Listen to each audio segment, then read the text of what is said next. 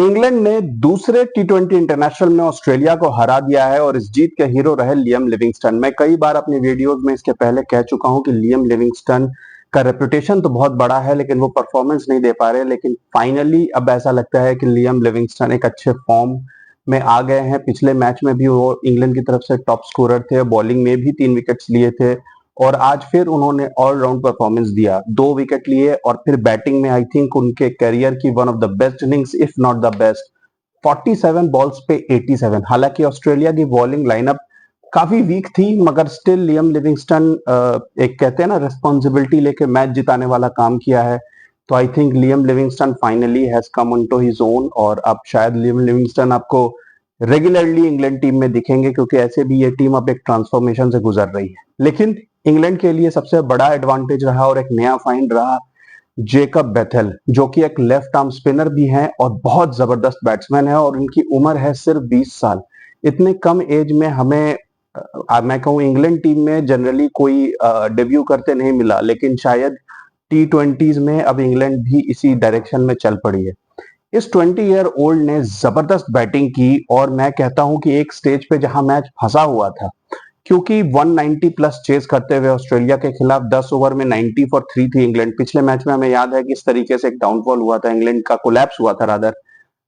तो उस स्टेज में 10 ओवर में 90 फॉर 3 से अगले 4 ओवर में 60 रन्स बने और उसमें जेकब बेथेल ने जबरदस्त बैटिंग की। 24 बॉल्स पे 44 की इनिंग्स और ऑपोजिशन के best bowler, I would say most experience definitely, क्योंकि स्टार्क, हेजलवुड और कमिंस अगर नहीं खेल रहे हैं तो the biggest threat is Zampa. और जैम्पा को उन्होंने 4 बॉलों पे 20 रन बना के मैच काइंड ऑफ इंग्लैंड के फेवर में कर दिया और लियम लिविंगस्टन का जबरदस्त साथ दिया।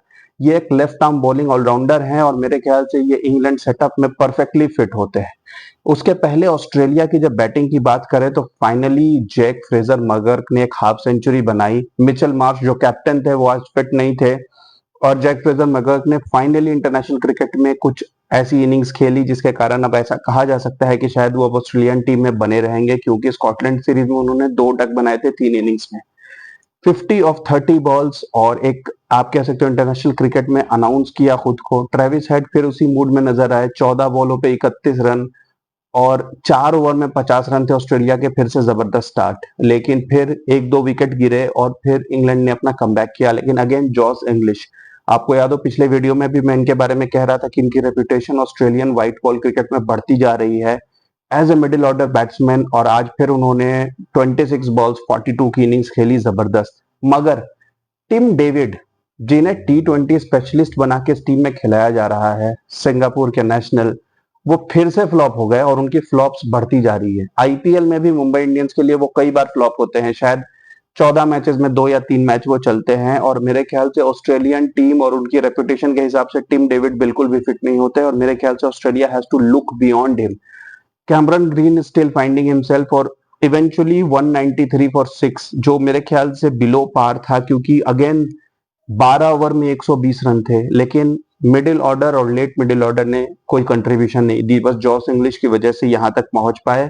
और इंग्लैंड के मेजर कंसर्न है सैम करन, जो सैम करन एक टाइम पे प्लेयर ऑफ द टूर्नामेंट 2022 में, उन्होंने पिछले मैच में 30 रन खाए थे 1 ओवर में और आज फिर वो आखिरी में काफी रन लीक करते नजर आए। उनकी बॉलिंग फॉर्म बिल्कुल जा चुकी है और मेरे ख्याल से सैम करन को अपनी बॉलिंग के ऊपर काम करना होगा। वो टेस्ट टीम से भी ड्रॉप हो गए हैं अपनी पुअर बॉलिंग के कारण और उनकी बॉलिंग धीरे धीरे नीचे जाती जा रही है और इसी वजह से उनकी रेपुटेशन खत्म होती जा रही है।